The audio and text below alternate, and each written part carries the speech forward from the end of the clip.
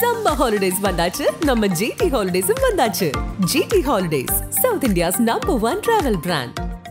உங்கள் லெஜண்ட் சரோனாவில் தங்க நகைகளுக்கு பவுனுக்கு ரூபாய் 2000 தள்ளுபடி. ஏப்ரல் 22 முதல் மே 4 வரை அக்ஷய திருதியை பொன்னாளில் வாழ்த்துகிறோம். 2D entertainment stone bench films தயாரிப்பில் கார்த்திக் சுப்பராஜ் இயக்கத்தில் சூர்யா நடிக்கும் ரெட்ரோ மே 1 முதல் திரையரங்குகளில். ரைட்டர் சுஜாதா அவர்களுடைய கொலை அந்த புத்தகத்தை எடுக்கிறாங்க. சரி, நான் அதை ஓபன் பண்ணாமே கேட்கிறேன், is that the true?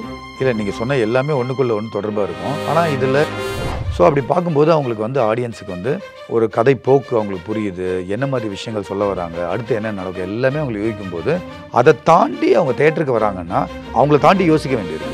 Arulnithi, Udhayanidhi, why you choose brothers only?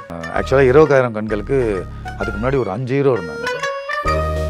ஒரு ஹாலிவுட் 11-14 சொல்லிட்டு அவங்க ஏன்னா அந்த படத்தோட ரெஃபரன்ஸ் டே படத்தையே ஷார்ட்ல வைக்கலாம்டா அப்படின்னு சொல்லிட்டு பிரசன்னாவை பார்த்துருப்பீங்க. இன்னைக்கு கூப்பிட்டு ப்ரொடியூசர் அந்த கதை நல்லா இருக்கு, நம்ம பண்ணிடலான்னு 2 நாள் கழிச்சு ஃபோன் பண்ணி, பா என் ஒய்ஃபுக்கு பிடிக்கலப்பா அந்த கதை, நீ வா இன்னொரு வாட்டி திரும்ப நேரேட் பண்ணுவார். அப்போ அந்த வருஷனில் அவர் பிடிக்காது. டெபியூட் டைரக்டர்ஸோட சாபம். ஆனால் அந்த பிளாக்மெயில்ன்றது யூஸ்வலாக ஒன்று தானே, ஒருத்தனை பிளாக்மெயில் பண்ணுறாங்க, ஏன் எதுக்கு எப்படி எதுலேருந்து வெளியே வந்தால் அதில் சமாளிச்சானா இல்லையான்றது தான் கதை. அண்ட் எனக்கு ஃபஸ்ட்டு படத்துடைய பார்ட் 2 எப்போ வரும்? ஏன்னா கிளைமேக்ஸ் வரை நீங்கள் ஓப்பன் இதாக வச்சுட்டீங்க. ஸோ பார்ட் 2 எப்போ வரும்? பார்ட் 2 அருள்நிதி சரவணன் பேசிகிட்டு இருக்கோம்.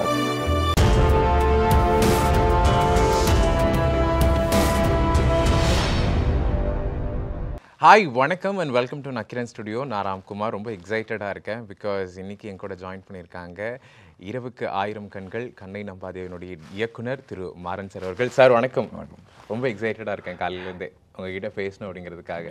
ஆமாம், ஒரு மீடியாவினுடைய பின்புலத்திலிருந்து இன்றைக்கி போய் இயக்கம் அப்படிங்கிற ஒரு துறையில் 2 படங்கள், அதுவும் ரொம்ப சுவாரஸ்யமான 2 படங்கள் இயக்கியிருக்காரு. அப்படிங்கும்போது அவர்கிட்ட பேசுறதுக்கான நிறைய விஷயங்கள் இருக்குது அப்படின்னு ஆசைப்பட்றேன். ஃபஸ்ட்டு, இப்போது ஒரு கதை அப்படிங்கும்போது சில நேரங்களில் நம்ம படித்தது, கேட்டது, இல்லை நிஜ சம்பவங்களை எடுத்து எழுதுவாங்க ரைட்டிங் ப்ராசஸ்க்கு. உங்களுடைய கதைகள் எப்படி உருவாகுது? செகண்ட், ஒரு கதையினுடைய கருவை உருவாக்குனதுக்கப்புறமா உங்களுடைய படங்களில் நிறைய லேயர்ஸ் இருக்குது, நிறைய கதை மாந்தர்கள் இருக்காங்க, ஸ்க்ரீன் ப்ளேயுமே ரொம்ப சுவாரஸ்யமாக இருக்குது. அப்போ அந்த ரைட்டிங் ப்ராசஸ்க்கான நேரம் இல்லை அதை எப்படி கொண்டு போகிறீங்க? 2 கேள்விகள் சார். முதல்ல அதான் நீங்கள் சொல்கிறது தான். பொதுவாக நம்ம கேட்ட கதைகள், படித்த விஷயங்கள், நியூஸு, எப்பயோ பார்த்த படங்கள், இந்த மாதிரி நம்ம மனசில் தங்கியிருக்கும் சில விஷயங்கள். இப்போ நம்ம ஒரு கதை பண்ணணும்னு நினைக்கும் போது எல்லாமே அது ஓடும் உள்ளுக்குள்ளே வரிசையாக. அப்போது இதில் எது இன்னைக்கு கரண்ட் ட்ரெண்டுக்கு கரெக்டாக இருக்கும், எதை எடுத்து கரெக்டான எது தேவை, எது தேவையில்லை, எதை படமாக பண்ணால் அது படம் பண்ணுறதுக்கான அதில் ஸ்கோப் இருக்கா. ஏன்னா இப்போ நிறைய விஷயங்கள் கொலை அப்படின்னு பார்த்தா ஆதி காலம் தொட்டு நம்ம அப்போதுலேருந்து இப்போ வரைக்கும் நடந்துகிட்டே இருக்குது. ஆனால் அதை எப்படி பண்ணுறாங்க, அதை எப்படி கண்டுபிடிக்கிறாங்கன்ற விஷயம் இன்றைக்கி வரைக்கும் மாறிட்டே இருக்கு இல்லையா.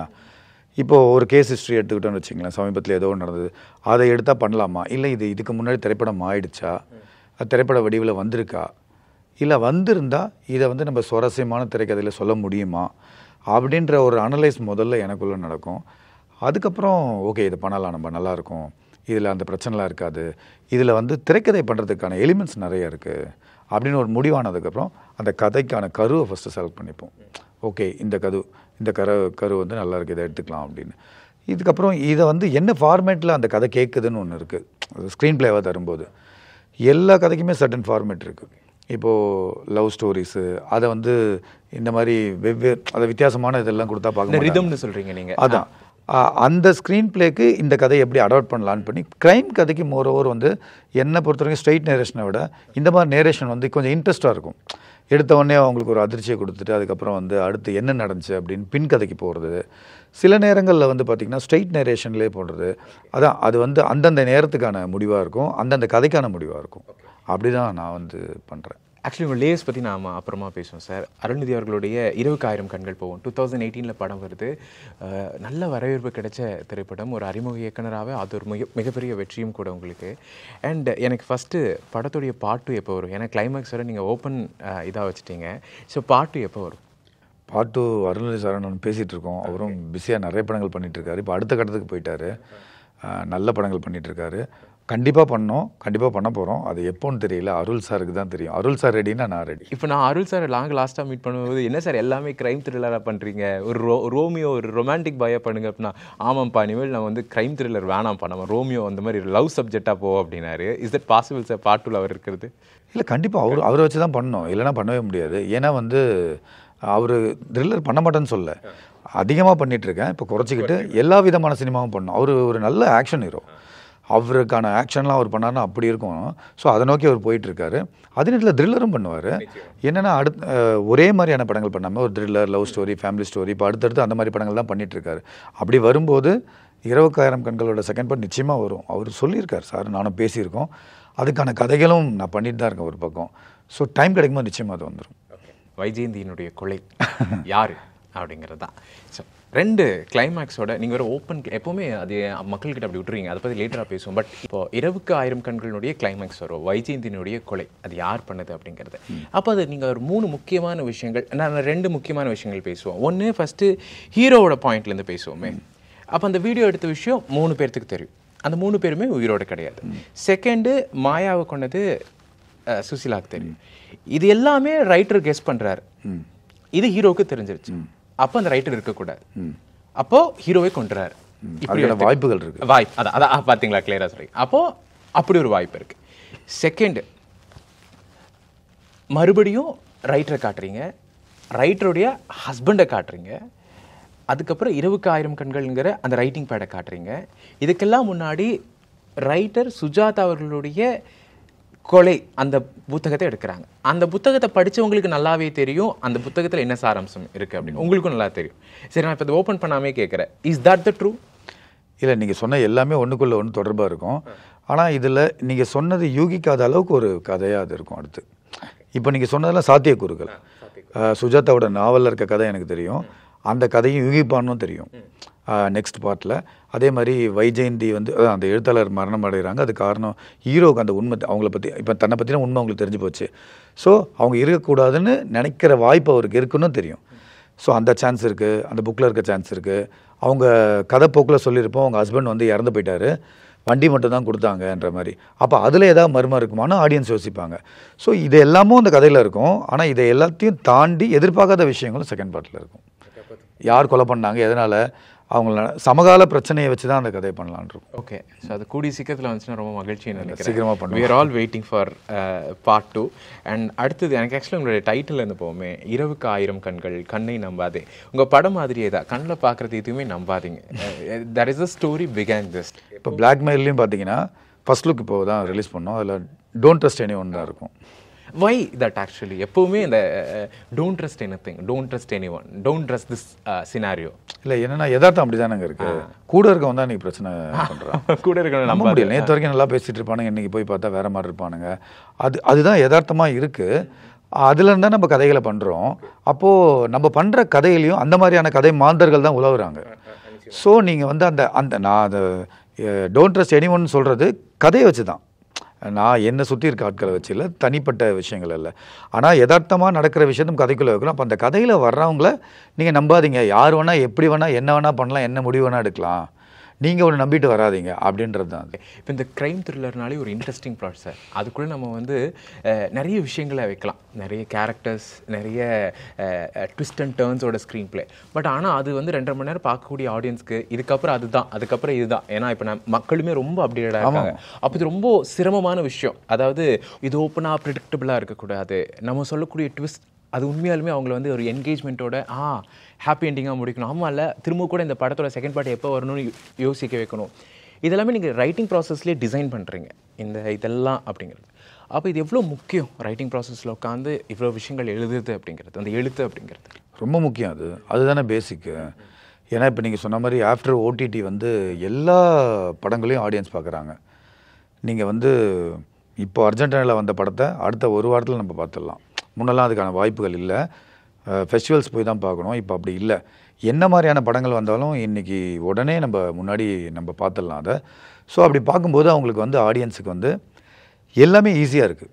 ஒரு கதை போக்கு அவங்களுக்கு புரியுது, என்ன மாதிரி விஷயங்கள் சொல்ல வராங்க, அடுத்து என்ன நடக்கும் எல்லாமே அவங்களுக்கு யோசிக்கும்போது அதை தாண்டி அவங்க தேட்டருக்கு வராங்கன்னா அதை தாண்டி யோசிக்காத அளவுக்கு அவங்கள தாண்டி யோசிக்க வேண்டியிருக்கு. சமயத்தில் அவங்க கூடவே யோசிக்கிறதும் நல்லது தான், அவங்கள தாண்டி யோசிக்கிறதும் நல்லது தான். ஆனால் அவங்க யோசிக்காத அவங்க வெறுப்பாகிற ஒன்று நம்ம கொடுத்தோன்னா அங்கே தான் நம்ம தப்பாயிடும், புரியாத மாதிரி. ஆமாம், அதுக்கு நம்ம எழுத்தில் வந்து ரொம்ப மெனக்கட வேண்டியிருக்கு. கிட்டத்தட்ட இப்போ நான் என்னை பொறுத்த வரைக்கும் ஒரு 6 மந்த்தாவது ஆகுது. ஒரு கதை எடுத்தால் அந்த கதைக்கு கதை பண்ணி ஸ்க்ரீன் ப்ளே பண்ணி டைலாக் எழுதி அதை திருத்தி மாற்றி எழுதுறதுக்கு மினிமம் ஒரு 6 மந்த் ஆகுது, டைம் எடுக்குது. அது தேவைன்னு நினைக்கிறேன். ஏன்னா எனக்கு எழுத்து தான் மெயின். எழுத்து சரியில்லைன்னா உங்களுக்கு படம் சரியாக வராது. ஓகே, இது இப்போ எழுதிலாம் முடிச்சதுக்கப்புறம் ஒரு ரஃப் டிராஃப்டாக உருவாக்குனதுக்கப்புறம் டீம் கிட்ட டிஸ்கஸ் பண்ணுவீங்களா, இல்லை உங்களுக்கு நெருக்கமானவங்க யார்கிட்டயாவது இந்த ஸ்டோரி எப்படி இருக்குது அப்படின்னு யாராவது இருக்காங்களா உங்களுடைய வட்டத்தில்? அப்படிலாம் இல்லை, நான் டீம் கிட்ட தான் டிஸ்கஸ் பண்ணுவேன். நான் ஃபஸ்ட்டு எழுதி முடிச்சுடுவேன். சீனாக எழுதும்போதே அவங்க படிக்க ஆரம்பிச்சிடுவாங்க. என் அசன்ஸ் எல்லாம் என்ன பண்ணுவோம், நான் ஒவ்வொரு சீன் எழுதி முடித்தோடனே அப்படியே கொடுத்துருவேன். அவங்க எல்லாம் படிப்பாங்க, படிச்சுட்டு அவங்களோட கருத்துக்களை எழுதி வச்சுருவாங்க. இப்போது மொத்தமாக நான் எழுதி முடித்தோடனே ஒவ்வொரு சீனாக டிஸ்கஸ் பண்ணுவோம். இதில் இந்த மாதிரி இருக்குது, இதில் இது சரியில்லை, இந்த டைலாக் ஒரு மாதிரி இருக்குது. நான் எல்லாத்தையும் கேட்டுப்பேன், அதுக்கான காரண காரியங்கள் எல்லாத்தையும் கேட்டுக்கிட்டு அவங்க சொல்கிற பாயிண்டில் வேல்யூ இருந்து என்னால் அக்செப்ட் பண்ணிக்க முடியுதாருன்னா அது எல்லாத்தையுமே நான் ஸ்கிரிப்டில் மாற்றிடுவேன். அடுத்த டிராஃப்ட் ரெடி ஆகிடும். அது ரொம்ப முக்கியமான விஷயமாகவும் பார்க்குறீங்க, அந்த இன்புட்ஸ் அப்படிங்கிறது வேல்யூபிளாக. ஏன்னா நம்ம இப்போது என்னோட தாட் மட்டும் இல்லை இல்லையா, அவங்களும் நான் ஆடியன்ஸாக தான் பார்க்குறேன். ஸோ கூட ஒர்க் பண்ண போகிறாங்க, ஒரு ஸ்கிரிப்ட் அவங்க பிலீவ் பண்ணணும், நம்பி வேலை பார்க்கணும் இல்லையா, அதுக்காக நான் வந்து அவங்க படிப்பாங்க. அது இல்லாமல் படத்தோட ஹீரோயின் அவங்களாம் ஸ்கிரிப்ட் படிப்பாங்க. ஸோ அவங்களோட இன்புட்ஸும் சொல்லுவாங்க. சில இடத்துல அவங்களுக்கு உடன்பாடு இல்லாமல் இருக்கும். அதை சொல்லும்போது நான் வந்து ஏன் உடன்பாடு இல்லைன்னு கேட்டுக்கிட்டு அதை கன்வின்ஸ் பண்ணுற மாதிரியான விஷயங்கள் நான் சொல்லுவேன். இல்லை என்னை கன்வின்ஸ் பண்ணுங்க அப்படின்னு இருந்தால் ஏற்றுப்பேன். மொத்தத்தில் நம்ம வந்து அந்த கதை வந்து ஒரு நல்ல கதையாக இருக்கணும், ஏற்றுக்கொள்ளக்கூடிய ஒரு கதையாக இருக்கணுன்றது தான் என்னோட. இந்த குவாலிட்டி ரொம்ப முக்கியமானது கூட இல்லை சார்? நிச்சயமாக சார். இப்போ நம்ம கண்ணை நம்பாதைக்குள்ளே வருவோம். நான் முதல்ல கேட்ட கேள்வி தான். சில நேரங்களில் கற்பனை கதைகள், சில நேரங்களில் நம்ம செய்திகளாக நிஜங்களில் உருவாகிற சம்பவங்கள் தான். அப்படி கண்ணை நம்பாதைக்கு வந்து 3 குழந்தைகள் ஒரு ஆர்பனேஜில் டின்னர் சாப்பிட்றாங்க, 9 குழந்தைகள் அட்மிட் ஆகுறாங்க திருப்பூரில் விவேகானந்தா சேவாலயா அப்படிங்கிற ஒரு இடத்துல. இன்னொரு பக்கம் 17 வயசு பொண்ணு ஒரு அம்மாவை கொல்றாங்க தூத்துக்குடியில் அப்படிங்கிற இந்த 2 நிஜ சம்பவங்கள் வருது.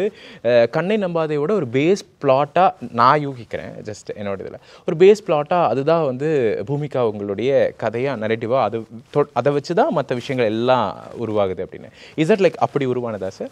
இல்லை, அப்படி உருவாகலை. அது நீங்கள் சொல்கிறது கோயின்சிடென்ஸாக அமைஞ்சிச்சு. இது பியூர் கற்பனையாக பண்ண. அப்படியா சார்? ஓகே, முழுக்க கற்பனை.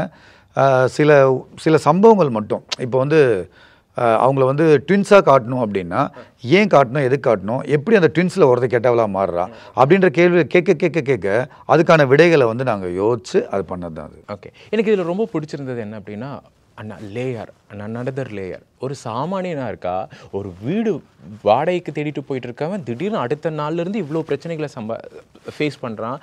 நம்மளுக்கே பார்க்குறதுக்கு எதனால் இது ஆகுது அப்படிங்கும்போது லேயர் டு லேயர். அப்போ இந்த ஸ்க்ரீன் ப்ராசஸை நீங்கள் எப்படி ரைட் பண்ணுறீங்க? ஃப்ரம் த பிகினிங் நீங்கள் நான் சொன்ன மாதிரி இப்படி 2 ட்வின்ஸ் இருக்காங்க, இப்போ இவங்க 2 பேர்த்தில் ஒரு பொண்ணு போயிடுறேன் ஜெயிலுக்கு, இன்னொரு பொண்ணு இருக்கா, அவள் ஒரு ஆர்கனைசேஷன் நடத்துகிறா, இப்படி எழுதுறீங்களா? இல்லை, புரியுது உங்கள் கேள்வி. அப்படி எழுதலை. ஓகே, எப்பவுமே நான் வந்து என்னென்னா முதன்மை கதாபாத்திரத்தை வச்சு தான் கதையை நகர்த்துவோம். ஓகே, உதயநிதி அவருடைய இதில் இருந்தால் வருது. ஓகே, எந்த கதையாக இருந்தாலுமே முதல்ல கதையை எடுத்துக்கிட்டு ஏன்னா இன்றைக்கி ஹீரோஸ் ரொம்ப முக்கியமாக இருக்காங்க. சின்ன ஹீரோவோ பெரிய ஹீரோவோ யாராக இருந்தாலும் படத்தோட ஆடியன்ஸ் வந்து யாரை ஃபாலோ பண்ணணும் கதையில், அதுதான் முக்கியம். இப்போ அது பெண் கதாபாத்திரமாக இருக்கட்டும், யார் லீட் பண்ணுறாங்க அவங்கள ஃபாலோ பண்ணி தான் ஆடியன்ஸ் உள்ளே உட்காந்து படத்தை பார்ப்பாங்க. அவன் அழுதணும், அவன் சிரிச்சா சிரிக்கணும், அவனை ஃபாலோ பண்ணி அவனோட லைஃப்பை தான் ஃபாலோ பண்ணிட்டு வருவாங்க. அவன் லைஃப்பில் வரவங்க தான் பூமிகா. ஏன்னா அவன் மீட் பண்ணுறான் ஒரு இடத்துல.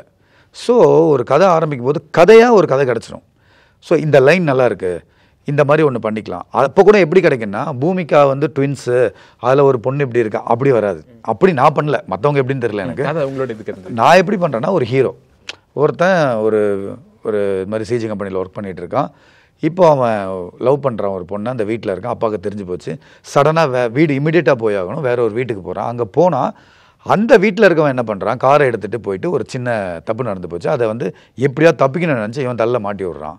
ஏன்னா அவன் நண்பன் கிடையாது, அவன் ஒரு நாள் ஃப்ரெண்டு தானே, அதனால் அவனுக்கு அந்த இதெல்லாம் கிடையாது. இப்படி ஆரம்பிச்சது தாங்க அது. இப்படி ஆரம்பித்து இதில் என்னென்ன லேயர்ஸ் ஆட் பண்ணலாம், எது இன்ட்ரெஸ்ட்டாக இருக்கும். அப்போ இதுக்குள்ளே இந்த மாதிரி ஒரு விஷயங்கள், பூமிகா செத்து போகிறதா காட்டிட்டோம், ஏன் உயிரோடு இருந்தால் எப்படி இருக்கும்? அப்போ அது வந்து இன்ட்ரெஸ்டிங்காக இருக்கும் இல்லையா? அப்போ உயிரோடு இருக்கானா எப்படி உயிரோடு இருக்க முடியும்? செத்து போனதாக காட்டியிருக்கோமே, அப்போ ட்வின்ஸாக வச்சுக்கலாம். இப்படி பண்ணது தான். ஓகே, உங்களுடைய ரெண்டு படங்களோட அந்த இனிஷியல் ஸ்டேஜஸில் பார்த்தீங்கன்னா ஒன்று ஜெலசி, பொறாமை. அதாவது கண்ணை நம்பாதவர் ஓப்பனிங்லேயே வந்து ஒரு ஆர்பனேஜில் இப்படி ஒரு பொண்ணு இருக்கா, அவள் அம்மா மேலே இது பண்ணுறா, ஒரு 2 பேர் பேசிகிட்டு இருக்காங்க, ஒருத்தனை கொன்றா, ஏன்னா அவனோட மனைவிக்கு அவன் மேலே விருப்பம் இருக்குன்னு ஒரு ஜெலசியை ஓப்பனாகவே சொல்லிடுறீங்க. இதில் அருள்நிதி வந்து எப்படின்னா ஒரு கொலையை பண்ணிட்டு வராரோ இல்லை எங்கேயோ வராருங்கும்போது இவர் என்னமோ பண்ணிட்டு வந்துட்டாரு, இப்போ இது சார்ந்து அந்த கதை நகருது அப்படிங்கிறது. அப்போ இந்த ஓப்பனிங்லேயே வந்து சொல்லிடுறீங்க இதுதாங்க அப்படிங்கிறது. அந்த ஓப்பனிங் அப்படிங்கிறது எவ்வளோ முக்கியம். ஓப்பனிங்லேயே ஒரு கதையை வந்து இதுதான் நடக்க போகுது அப்படிங்கிறது மக்களை தயார்படுத்தி இந்த 2.5 மணி நேரம் உட்கார வைக்கிறது எப்படி? இன்றைக்கி அதான் சொல்கிறேனே, நீங்கள் சொல்கிறது தான் உண்மை. ஓப்பனிங் வந்து இன்றைக்கி ரொம்ப முக்கியம் படத்துக்கு. ஏன்னா ஆடியன்ஸ் வந்து எல்லா கதையும் தாண்டி இந்த மாதிரி க்ரைம் கதைக்கெல்லாம் வந்து ரொம்ப ரொம்ப முக்கியமாக இருக்குது ஓப்பனிங். ஏன் முக்கியம்னா வந்து உட்காந்த உடனே என்ன சொல்ல போகிறாங்க, எனக்கு என்ன சொல்ல போகிறேன்னு கேட்கும்போது ஆணி அடித்த மாதிரி ஒரு விஷயத்தை அவங்கள நோக்கி போட்டுட்டு பாருங்கள் இப்படி ஒரு விஷயம் நடந்து போச்சு, இதுலேருந்து ஒரு படத்தை பார்க்க ஸ்ட்ரிக் பண்ணிடுவாங்க. ஓகே, இதுக்கு என்ன காரணம், என்ன ஒன்று இருக்குல்ல அப்படின்னு. இன்னொன்று இப்போ கண்ணை நம்பாதவே எடுத்துக்கிட்டா ஏன் அந்த ஓப்பனிங் இருந்துச்சுன்னா அந்த ஓப்பனிங்கில் பார்த்தீங்கன்னா அவன் சுட்டுட்டான் அப்படின்ற மாதிரி காட்டிடுவோம். இதை எடுத்துகிட்டு வந்து கிளைமேக்ஸில் ரிவீல் பண்ணும்போது அப்படி ஒன்று நடக்கலப்பா, இப்படி தான்ப்பா நடந்துச்சுன்னு சொல்கிறோம். ஸோ அதுக்காக தேவைப்படுது. ஆனால் அதில் இருந்தவங்க கதையிலையும் இருப்பாங்க. இந்த சம்மந்தப்பட்ட கதையில் முக்கியமான ஒரு பங்கு வச்சுருப்பாங்க அவனுங்களால் தான் வந்து அந்த கிளைமேக்ஸ் அப்படியே மாறி போகும். ஸோ இது எல்லாம் அடங்குனது தான் அது. அதே நேரத்தில் அந்த ஓப்பனிங் வந்து ஆடியன்ஸை ஒரு சீட் எட்ஜில் உட்கார வச்சு ஒரு இப்போ நல்ல கதை சொல்ல போகிறாங்க, என்ன கதை எதிர்பார்ப்போம், அந்த எதிர்பார்ப்பை கூட்டணுன்றது தான் அடிப்படை பேசிக். அந்த சினிமாட்டிக் யூனிவர்ஸுங்கிறது உங்கள் படத்தோட கான்செப்ட்ஸ்லேயும் உருவாகுது. அது எப்படி ஜஸ்ட் யூஸ் டு ப்ளே, அது ஒரு மாதிரி ஜாலியாக அப்படி இல்லை. கண்ணை நம்பாதை பண்ணும்போது அது திடீர்னு தோணுன யோசனை தான். சரி, அது ஓப்பன் எண்டாக வைக்காமல் இந்த மாதிரி ஒன்று வச்சுக்கலாம். அதாவது எனக்கு என்ன தோணுச்சுன்னா செகண்ட் பார்ட்டு வேணாம், செகண்ட் பார்ட் கண்டிப்பாக கண்ணை நம்பாதைக்கு வேணாம், ஆனால் வந்து அதோட தொடர்ச்சி ஒன்று வச்சா நல்லா இருக்கும்னு தோணுச்சு. அப்போ என்ன பண்ணலாம்னு நினைக்கும் போது சரி அந்த இதை வந்து இவர் எடுத்தால் எப்படி இருக்கும் அப்படின்னு அருள் சார்கிட்ட ஐடியாவை சொன்னேன். நல்லா இருந்துச்சு, நான் உடனே வந்து பண்ணுறேன், டப் பண்ணேன். அண்ணன் படம் வேறு. இஸ் இட் லைக் ஏன் நீங்கள் வந்து ஜஸ்ட் ஒரு ஜாலி கொஸ்டின் தான், அருள்நிதி உதயநிதி, வை யூஆர் சூஸ் பிரதர்ஸ் ஒன்லி? அது நான் சூஸ் பண்ணல. எப்படின்னா ஆக்சுவலாக 20,000 கண்களுக்கு அதுக்கு முன்னாடி ஒரு 5 ஹீரோ இருந்தாங்க. சிபிராஜ், நட்டி சார், அதுக்கப்புறம் வந்து வேறு சில 2-3 ஹீரோலாம் இருந்தாங்க.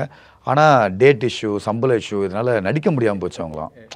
அப்படி வரும்போது ஃபைனலாக வந்து நான் ஒரு நாள் சொன்ன ப்ரொடியூசர்கிட்ட, சார் அருள்நிதி சார் போகலாம், ஏன்னா அவர் இந்த மாதிரி இன்டென்ஸான படங்கள்லாம் பண்ணுறாரு அப்படின்னு. ஆமாம், ஏன் யோசிக்கலாம், நம்ம போகலாம் அப்படின்னு சொல்லி அப்புறம் கேட்டோடனே அவர் வந்து கதையை கேட்டு அவர் ரொம்ப சூஸியாக தான் செலக்ட் பண்ணுவார். நான் அந்த கதையை 50 பேர்கிட்ட சொன்னேன் அந்த படத்துக்கு முன்னாடி. அது ஓகே ஆகிறதுக்கு அவ்வளோ ப்ராசஸ் எடுத்துக்கிச்சு. அது இயக்குனராக நீங்கள் எவ்வளோ பொறுமையாக முதல் தடவை சொன்னதையும் 50வது தடவை சொல்லும்போது ஒரு எதிர்பார்ப்போட இந்த ஹீரோ கண்டிப்பாக சொல்லி தான் ஆகணும். டெபியூட் டைரக்டர்ஸோட சாபம் அது, ஒன்றுமே பண்ண முடியாது. நீங்கள் படம் பண்ணணுன்னா உங்களுக்கு முதல்ல வேணும் பொறுமை. ஏன்னா இன்னைக்கு கூப்பிட்டு ப்ரொடியூசர் வந்து அந்த கதை நல்லா இருக்குது நம்ம பண்ணிடலான்னுவார். 2 நாள் கழிச்சு ஃபோன் பண்ணி, என் ஒய்ஃபுக்கு பிடிக்கலப்பா அந்த கதை, நீ வா இன்னொரு வாட்டி திரும்ப நேரேட் பண்ணுவார். அப்போ அந்த வருஷனில் அவருக்கு பிடிக்காது. நிறைய நடந்திருக்கு, எல்லாருக்குமே நடந்திருக்கு.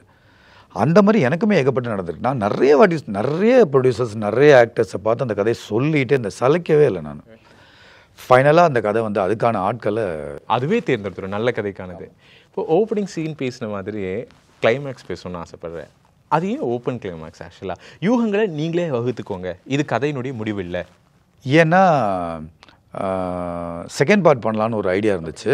இன்னொன்று ஆடியன்ஸ் வந்து வெளியே போகும்போது அவங்கக்கிட்ட ஒரு கொஸ்டினோடு போகணும், அவங்க நம்ம படத்தை பற்றி பேசணும், இந்த படத்தை மறக்கக்கூடாது அவங்க. அப்போது அவங்களுக்குள்ள ஒரு கேள்வி எழுப்புனா அவங்க நிச்சயமாக அதை பற்றி பேசிட்டு போவாங்க, எதிர்பார்ப்பும் இருக்கும்ன்ற மாதிரி தோணி வச்ச விஷயம் தான் அது. ஓகே, இப்போது ஒரு ஹாலிவுட் 11:14 சொல்லிட்டு அவங்க ஏன்னா அந்த படத்தோட ரெஃபரன்ஸ் படத்தையே ஷார்ட்டில் வைக்கலாம்டா அப்படின்னு சொல்லிட்டு ப்ரெசன்டாக பார்க்க விட்டுருப்பீங்க. Why that confidence, how that confidence? என்னென்னா நம்ம கதைக்கும் அந்த கதைக்கும் கொஞ்சம் ரிசம்பிளன்ஸ் இருக்கும். ஓகே, ஸோ அதனால தான் அந்த படத்தை, அது ஒன்றும் தப்பு கிடையாது, அந்த படத்தில் நம்ம எடுத்தால இருந்தாலும் எனக்கு ரொம்ப பிடிச்ச படம் அந்த படம். அது நிறைய டைரக்டர்ஸ் பிடிச்ச படம், ஆனால் வெளியே சொல்ல மாட்டாங்க அதை. ஸோ அந்த ரெஃபரன்ஸ் நல்லா இருந்துச்சு, எனக்கு பிடிச்சது.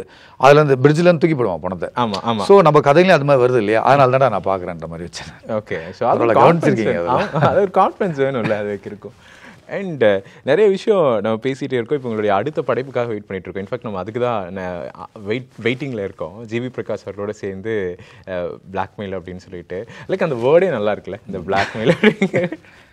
அது என்னோட முந்தைய 2 படங்களோட தொடர்ச்சி தான். நீட்சின்னு சொல்லலாம் அந்த படத்தை. அது சினிமாட்டிக் நியூஸாக வருமா இல்லை பிளாக்மெயில்ன்றது பார்த்தீங்கன்னா இரவுக்காரங்கள்ல இருந்துச்சு, கண்ணை நம்பாதையில் இருந்துச்சு.